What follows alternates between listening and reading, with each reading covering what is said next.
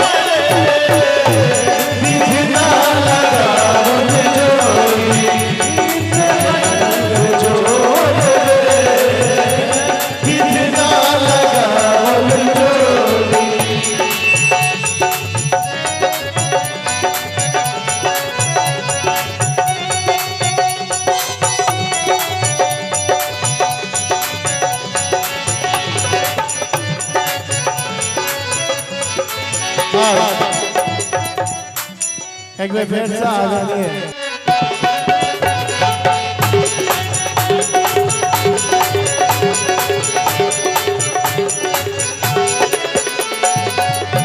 श्याम रंग दुल्हा लागे घटा घन घोर रे श्याम रंग दुल्हा लागे घटा घन घोर रे श्याम रंग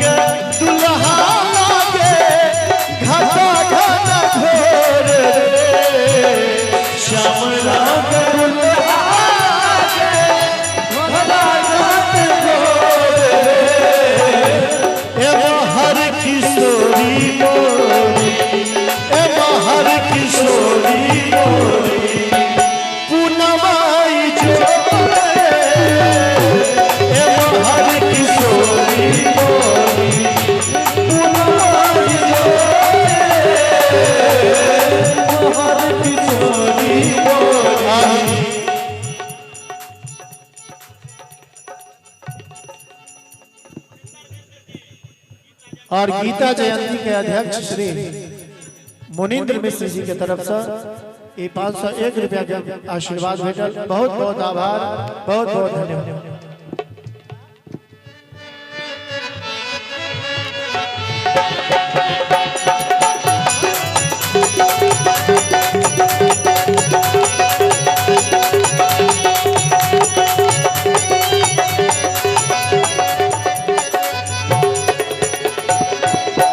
सरसों के कलीसिया जोत बेजोर रे सरसों के कलीसिया जोत बेजोर रे।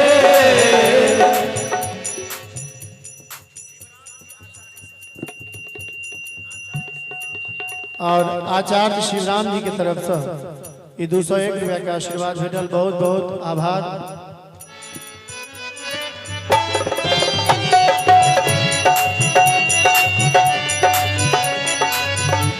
सरसों के कलीसिया जोत बेजोर रे सरसों के कलीसिया जोत बेजोर रे तीसी के फूल रंग तीसी के फूल रंग नवला किशोर रे तीसी के फूल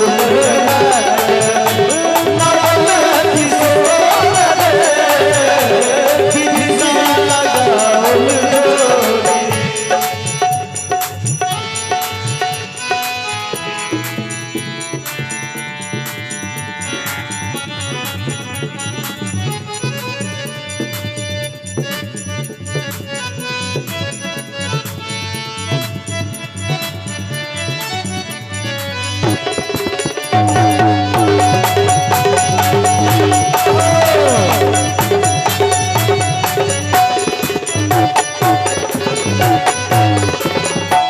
जिनकाल ऋषि मुनि वन में किरण जोग है, जिनकाल ऋषि मुनि वन में जोग है, से मोरा पाहुन भेला, से मोरा पाहुन भेला, राम चित चोर रे, से मोरा पाहुन भेला, राम चित चोर रे, से मोरा पाहुन भेला, चेहरे किशोरी मोरी तेहने किशोर रे, चेहरे किशोरी मोरी तेहने किशोर रे। और श्रीमान मनोहर ठाकुर जी साहूपरी उनका तरफ से 501 रुपया का आशीर्वाद भेटल, बहुत बहुत आभार। एक बार कभी ताली बजा दियो ना सब गोटे।